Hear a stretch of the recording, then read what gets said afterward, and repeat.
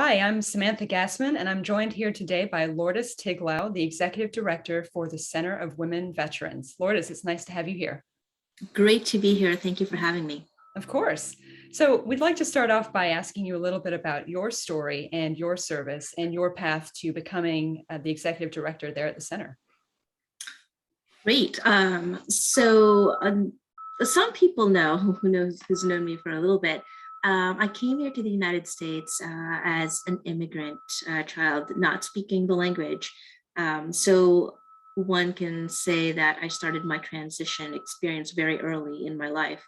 Coming here as a 10-year-old kid, not speaking the language, understood it, but not speaking it, definitely made the transition to learning the environment, learning the academic system a little bit challenging. And so very early on in my life, I've already been exposed to having doubts about, am I smart enough to be able to succeed in this academic system that I'm not familiar with? And then kind of fast forward, going through finishing high school and starting college, I was looking at ways to progress, and I was slightly impatient when I was younger. And so despite being in college, I wanted to do something that had a more meaningful impact right away. And I looked at the Peace Corps and the military and ended up in the Air Force. And so when I applied, though, to the military, the first thing that I was faced was being told I was not tall enough. And so in that sense, I'm thinking, like, am I not enough to be able to serve this country? I had to go and get a waiver in order to be able to join. Finally was able to join the Air Force. Probably one of the best decisions I've had in my life. I went into the critical care air transport team in medical evacuations and had almost a dozen years of service in various different AORs. Went to Afghanistan a couple of times, Philippines, Turkey, and several other places. And I remember when I first found out that I was going to go to Afghanistan, I was still not a citizen of the country. And so I'm thinking there's a high likelihood I might not come back.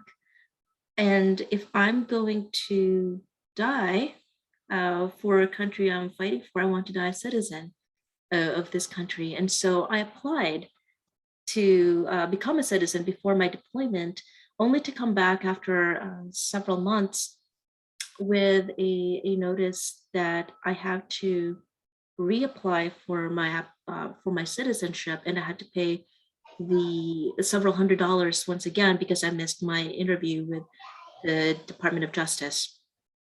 Mind you, I missed this interview because I was deployed, and I really had to think about what that means. Have I not done enough? And these were the thoughts that was going to my head. Have I not done enough to become a citizen for this country? And one of the most interesting things that happened was that I didn't just take the notice that they gave me and reapplied.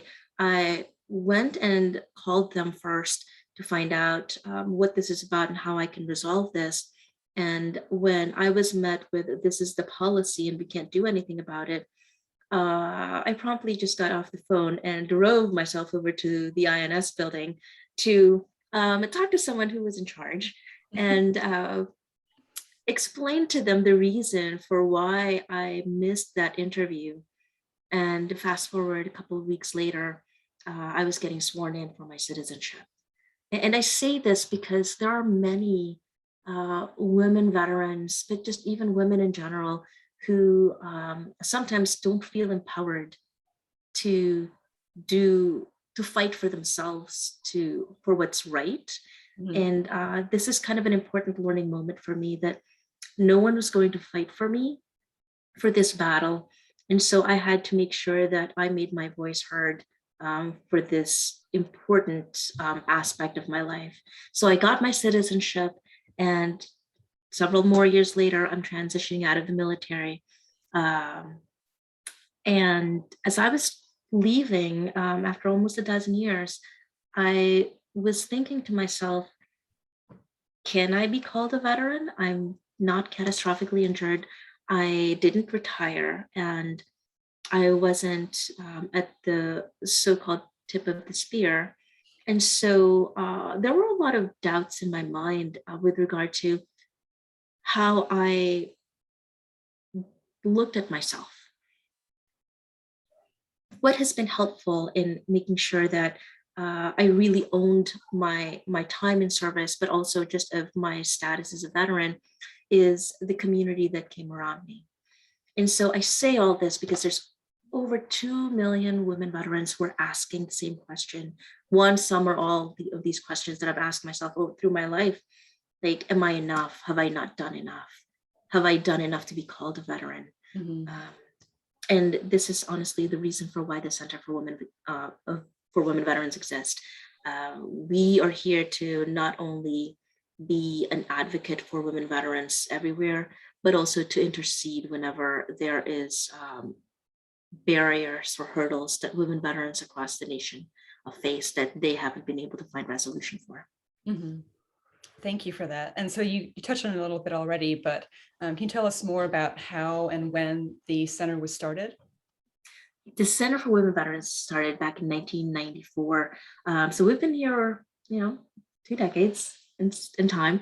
And the center was started originally to try to address the disparities that has been recognized very early on with regard to women veterans and their male counterparts, and the disparity in service, disparity in accessing services, as well as making sure that there is an advocate from within the VA system to for women veterans to be able to go to. Um, as you can imagine, 1994 to now, there's a lot of changes that have happened Mhm. since. Not only has our office, our center grown, but the work that we do has grown and evolved. Now we are delving into research in making sure that we are trying to get at the forefront of some of the hurdles and the barriers that women veterans face, not only here in the continental United States, but also making sure that we are reaching women veterans in the territories and in countries that are foreign. And so ensuring that they know the benefits and services that they are entitled to, that they can access, and Mhm. ensuring that once again, there is an avenue for them to be able to reach back if they are facing any barriers in trying to access these services and benefits. The one thing that I'll say is that for any women veteran who has served in uniform, you've earned those benefits, you've earned to get these services, and so you shouldn't be facing any barriers to try to access them when you need them, and we're here for you. Yeah, exactly. And so, like you said, I mean, women veterans face a series of rather unique challenges that are a little bit different from their male counterparts, which is why the center is here, right? Can you speak a little bit more to those unique challenges and what those look like for a lot of women vets? Absolutely. So with women veterans facing homelessness, Mm. there is, while there is an outsized number and discrete numbers of male veterans who do face homelessness, the fact that there is less women veterans that are facing it, but that also means there's less resources.